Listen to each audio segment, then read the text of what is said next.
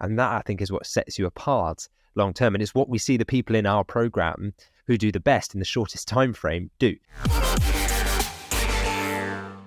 Okay, so let's now talk about the mindset and approach that we need to have to be able to thrive in uncertain times. So what are some of the key strategies and practices that you take and that aspiring entrepreneurs should embrace?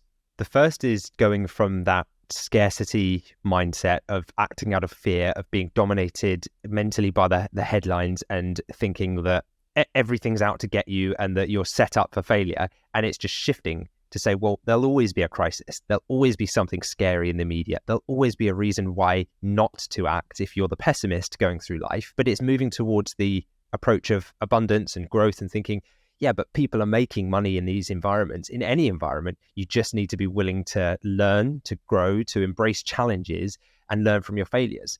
And it's a shift. I mean, it happens in lots of different industries. In sports, it's prevalent. Like I was watching the Netflix documentary with Conor McGregor recently. It's really interesting, like whatever you think of the guy, that you can't deny his growth mindset, right? Because he has had so many setbacks and he keeps coming back from like horrific injuries and losses when he was at the top of that sport. And it's just fascinating to see like his mentality after a loss. He's just straight back to it. There was a scene in there where he's talking to the surgeon after he's just like had a terrible leg injury. And he's like, the next day after the operation, he's straight back in and he's like, when do you think I'll be ready to go again? If you were the pessimist in that environment, it would be very easy to just throw your hands up and say, so that's it. As a career-ending injury, I guess I'm done. Like, can't succeed. But he's just straight back into, and it's because it's so ingrained in him from the outset. You can see he's grown through that sport so many times that if you can take that type of mindset and apply it to business, it doesn't matter what setbacks you face. If you can have that like, no, but I'm still going to get there. It's just a matter of how. Like this was just a particular avenue that I hit where there was a bit of a roadblock. So I just now have to navigate left or right. And like you're eventually going to get to your destination if you just keep your mind focused on it and you block out the noise. You put the blinkers on like the horse in the race and you're just blocking out distractions and you're looking where you're going. I think that's one of the key lessons that I took from that is fascinating, and you see it happening in business in a slightly different industry, but just the same mindset. Exactly. That Conor McGregor mindset is so applicable in business and for entrepreneurship. There'll be inevitable setbacks. There'll be inevitable things that pop up that you could never imagine. So that's the uncertainty piece. But you've got to be able to deal with that and still push on and still keep making progress on yourself and on your business. So really key point there. Yeah, the other things are, adaptability, agility, not being so rigid in your view as to the way the business should work or what you think the customers need. I've said it many times, but you can't force unpopular products on a market just by running ads to them. It's not going to make everybody just want the products. You can build demand, but it's much easier to be open to changing directions and being agile, whereby if you find that actually the market doesn't want what you're providing, they want something that's just slightly different to it. If you're willing to change direction as a business slightly and provide the market with what they demand, you're going to win ultimately, because you're going to provide them the value that they're looking for. So it's just making sure that you're open to finding those opportunities amongst that adversity and that constant challenge that comes with business, making sure that you're looking at what are the consumer pain points, what are the things that people require solved so that your company can add value and overcome them.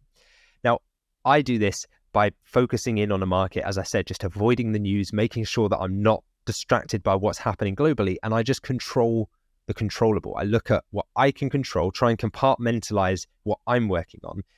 And sometimes the best thing that I can do for that is just going out for a walk, clearing my head, because at the moment, running multiple businesses, having a big team now, there's always fires to fight. There are always things that I could just log in if I let the inbox control my day and have my day taken over by, whatever's in the media that day or whatever people are panicking about that day, whatever the thing is broken that day. There'll always be something. But I'm starting to realize that if you do that, you're just a hamster in a wheel, constantly running, trying to put out fires, but you're never going to get anywhere. So sometimes I have to almost block out that stuff and say that I can batch that. I can deal with that stuff in maybe an hour towards the end of the day when I'm least productive.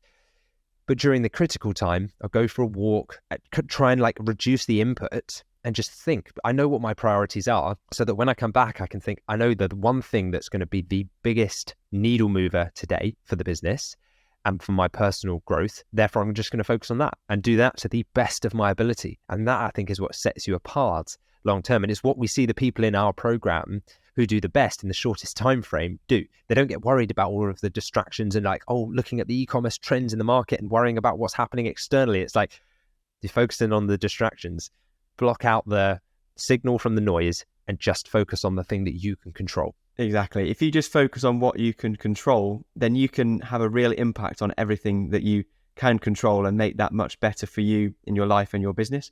There's a Stoic quote, and it's all about knowing the difference between what you can and what you can't control being the key to life, and just being able to focus on what you can control. So something I've listened to recently that I really like is, if you think about this, if the problem can be solved, then don't worry, because you can solve it and you should just get cracking with solving that problem. If the problem can't be solved and it's out of your control, then don't worry as well, because any worrying about a problem that you can't solve won't get you anywhere. You can't solve it anyway. You've got no control over that. So think about that and try and differentiate as you go through early business. What can you control and what can't you control, and put your focus purely into what you can control. So with any business, risk management is a crucial factor. And how can a high ticket dropshipping business effectively address and mitigate risks? Well, there are a few different ways. One of the most noticeable ways is that you can just have a very wide range of suppliers and product lines without having to expend a lot of capital to get them, because you don't have a warehouse that you have to stack the shelves of and pay for every unit that's sitting on your shelves in storage in the hope that you'll eventually be able to ship it and sell it. You're leveraging the risk that the suppliers have taken by bringing those products in or manufacturing them in the UK. But the point is, by the time we deal with them, the products are in the UK already. We can have like an unlimited inventory effectively on a Shopify store, whereby we can run ads to them. We can even use machine learning on things like Google's Performance Max campaign now to teach us which are the products that are in the most demand. And obviously, the more that you add to your store, the more suppliers you have within your niche, your industry, the more diversified your income source will be within one business, right? If you want to take that to the next level, you create multiple businesses as well. So you're like not even just dependent on one business. But for a moment, if we just talk about being diversified within one business, it's like having a balanced diet, right? As a human, you know that you need all of these different nutrients to remain healthy. And so it's the same with businesses. We're trying to diversify where your sales come from to ensure that if one supplier or product were to disappear for some reason or get recalled, or, there was some problem where you couldn't get them anymore, you have redundancy built into the business, right? So it's like the house that's built on legs on a platform. When you knock out one of the legs, suddenly, hopefully you've got enough other legs there so that the whole house doesn't just fall down. And that's what we're trying to do here. Make sure that there are as many legs under the platform as possible to ensure that we have a stable business, regardless of what's in the media, regardless of what's happening in the headlines.